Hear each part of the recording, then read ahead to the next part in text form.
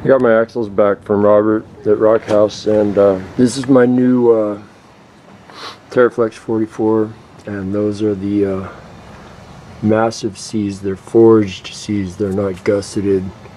Like on my 08 JK, I have the Rubicon Dana 44 and have the C's gusseted because they're not strong enough for the big tires, but these are just really beefy forged C's. They have huge 3 1/8, I believe, tubes, and structurally they say the bigger the tube you go with, the even if it's the same thickness steel, the bigger you go, the stronger it gets. This is my rear stock 44. I'm keeping the axles, and only thing I'm really changing is the there's the welded on track bar mount again. Changing the, you know, the gearing. I changed the gearing. There's a locker in there now. Compressor hooks up above, and I'll just keep until I break them. on my 08 JK, I've wheeled it fairly hard, and in my opinion, I think the stock 44 axles are strong enough for me, but we'll see what happens. The rear of a Jeep takes a lot less beating. I think most of the stress happens on the front when you're crawling. So anyways, getting ready to just put this thing back together. Hopefully today I'll have the rear put all the way back together except for the compressor, and then do the front this weekend and keep moving.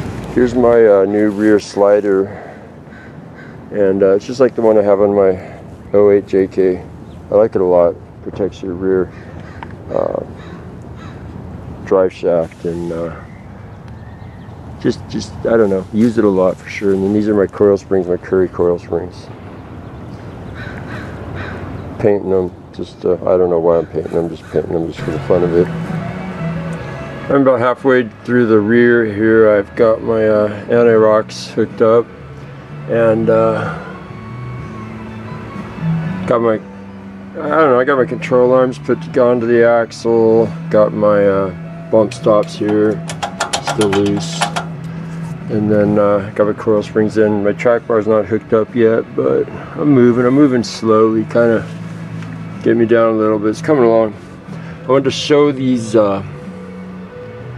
rear coil spring wedges if I can. They're made to correct, when you get a big lift, made to correct the angle that the coil springs sit at. They're fatter at the back here than they're at the front, and they correct that angle. And other than that, I'm moving along. It's the first time I ever put an anti-rock together, so that was kind of interesting. And I have to rerun, I'm in the process of doing it, rerun the brake line. It used to hook up here, come across here to here, drilled out the, rerouted the brake line up through here, and it hooks up on top of the shock mount now, and then drops down like this.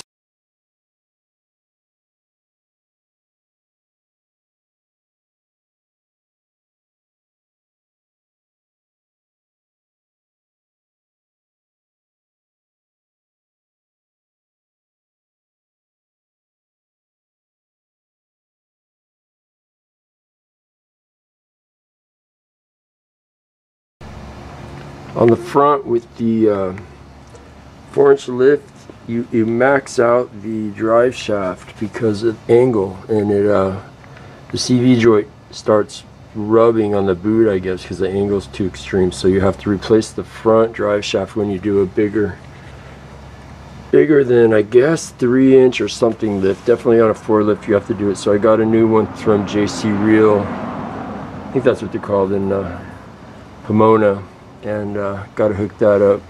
It's nice because it gets rid of the CV joints. And this is the new drive shaft that you have to compensate for the higher lift, and the more extreme drive shaft angle makes you replace it. Get one with U joints on both ends that can handle that. Otherwise your CV joint will be rubbing, and I guess it'll fail. Just picked up my 5 Goodyear MTRs. They seem really big. I'm used to 35s, and these are 37s. So, and I guess they're directional kind of tires. You have an inboard and an outboard side, but that's what they look like right there. And so here's the difference between the stock and the new tires. These are what came on my Sport, and then there's the new tires. Little difference, not much. I'm not sure if you can tell, but a little different.